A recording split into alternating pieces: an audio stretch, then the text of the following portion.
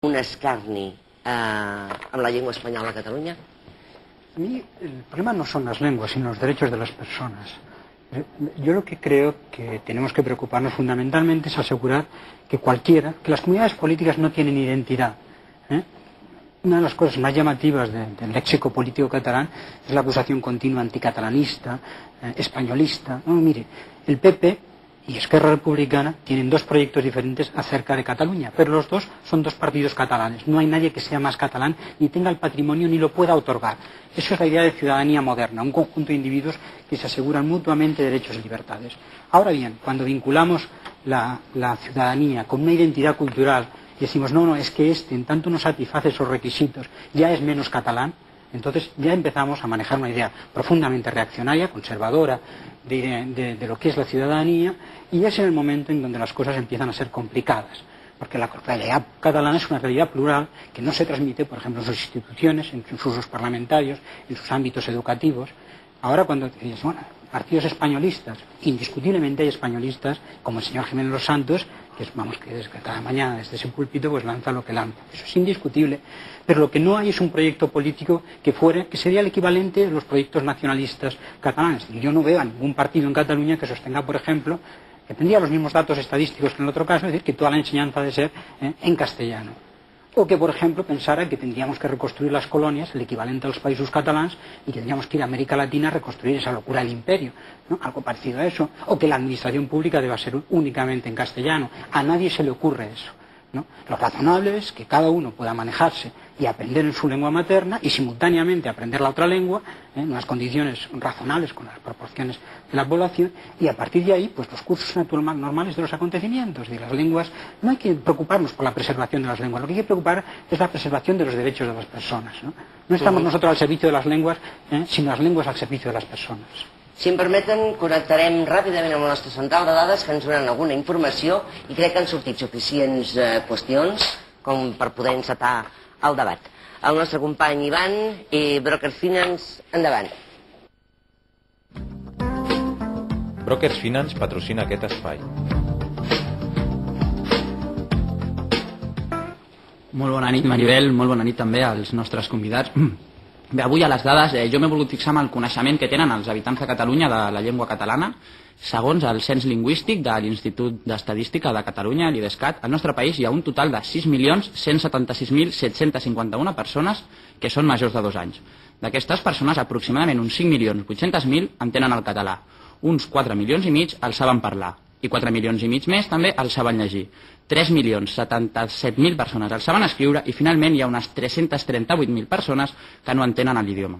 Si ens fixéssim en aquest coneixement del català per franges d'edat, el sector on hi ha més gent que entén el català és el comprès entre les edats de 25 i 29 anys. Curiosament, aquest sector també és el que engloba la gent, el major nombre de gent que no entén el català. Una dada curiosa també seria que un dels sectors de població on hi ha més gent que no entén el català és el que comprèn les edats de 70 a 74 anys.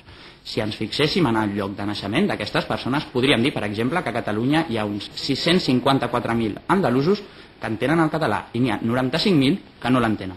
I també, si parléssim, per exemple, dels extremenys, hi ha 129.000 extremenys que l'entenen i 22.300 que no l'entenen. Ja per acabar, parlar de la gent que viu a Catalunya però que és nascuda fora d'Espanya. Ara mateix resideixen a Catalunya 379.863 persones nascudes a l'estranger, de les quals 261.000 entenen el català i 118.000 no l'entenen. I fins aquí la connexió. Moltíssimes gràcies, Ivan. Tornem a connectar cap al final del programa. Brokers Finance patrocina aquest espai.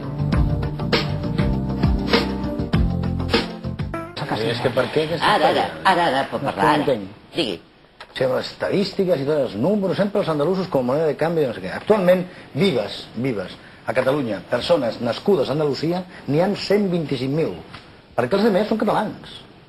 S'ha acabat aquest bròquil, o sigui, no estem congelats en primera, segona, tercera, quarta generació. Això és el que voldrien alguns que tenen 3, 4, 5 carreres, que són molt intel·ligents, que escriuen molts llibres, i aquestes castes de les quals jo parlava, no sé si el senyor Ferran Torrent o Tutent ha entès el sentit meu a les castes.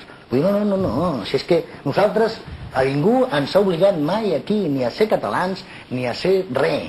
Nosaltres hem decidit venir aquí perquè perquè la situació política i econòmica a Andalusia no permetia, que això s'ha de dir molt clar, no permetia viure allà pels cacics i pel sistema econòmic imperant dels senyoritos, perquè eren propietaris 4 de tota Andalusia, per almenys la província de Jaén, que és on jo soc, i per tant vam tenir que desplaçar-nos, vam ser trasplantats a una altra terra. I aquesta terra és la terra catalana i aquí estem colze a colze amb la gent d'aquí. Per tant, vius a Catalunya gent encara nascuda a Andalusia, que en el seu DNI posis nascut a Jaén, Córdoba, Sevilla, Huelva, hi ha 125.000. La resta, en primera, segona i tercera generació, les persones que estan aquí a la taula, que són professors de la universitat, ho saben perfectament que avui dia a les universitats de Catalunya, privades i públiques, la majoria de gent que estudia són gent que tenen antecedents andalusos.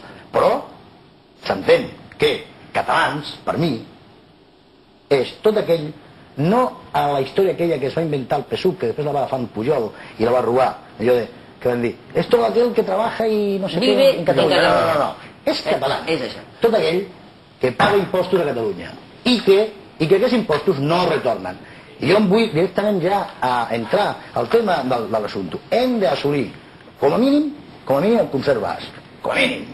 Això com a mínim, ja d'entrada. Està parlant de l'Estatut, com a mínim. Ja entrem el tema. Clar, perquè clar, quan parla el Bono, l'Ibarra, l'altre, tots aquells que van parlant de Catalunya, però que nosaltres mai podem parlar d'ells, hi ha més, hi ha la Cebes, hi ha l'altre, i el Jiménez, i el Pepe, i l'Antonio, i el PP1, el PP2, i el PP3, doncs, esclar, és evident que ells es poden permetre el luxe de dir el que diuen. Nosaltres no ho podem dir perquè són racistes, llavors. No. El que paga impostos aquí té que lluitar perquè els impostos reverteixin amb la gent d'aquí.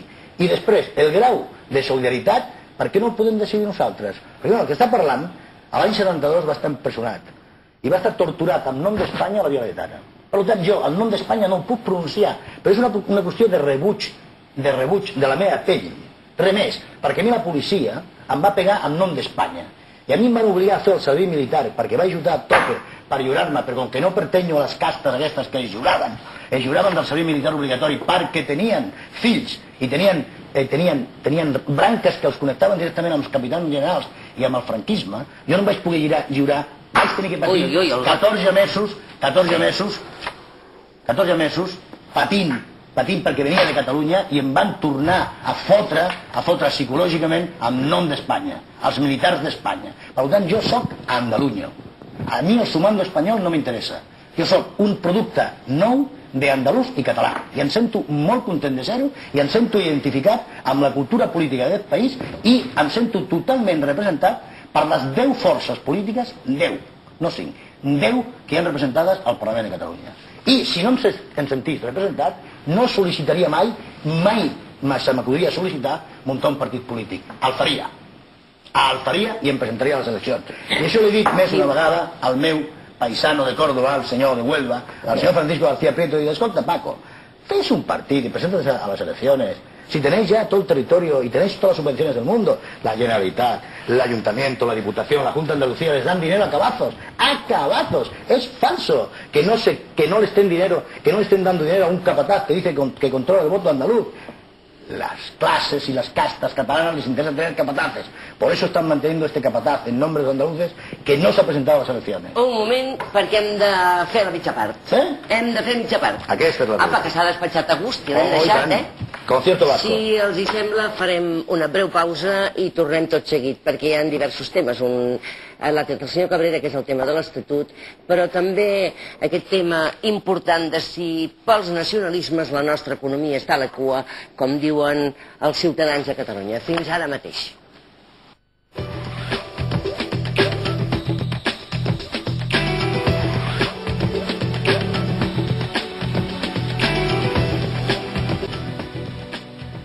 Jo no sé, senyors, si algú d'aquesta taula, inclosos el senyor Ovejero i el senyor Toteng, poden mantenir o discutir que la baixa de l'economia catalana, la baixa de la pèrdua de lideratge de Catalunya al respecte d'Espanya amb l'economia i amb el desenvolupament i amb la investigació, etc., és deguda al nacionalisme. Això és fals. Que sigui degut al nacionalisme, que jo particularment és una paraula que no acostumo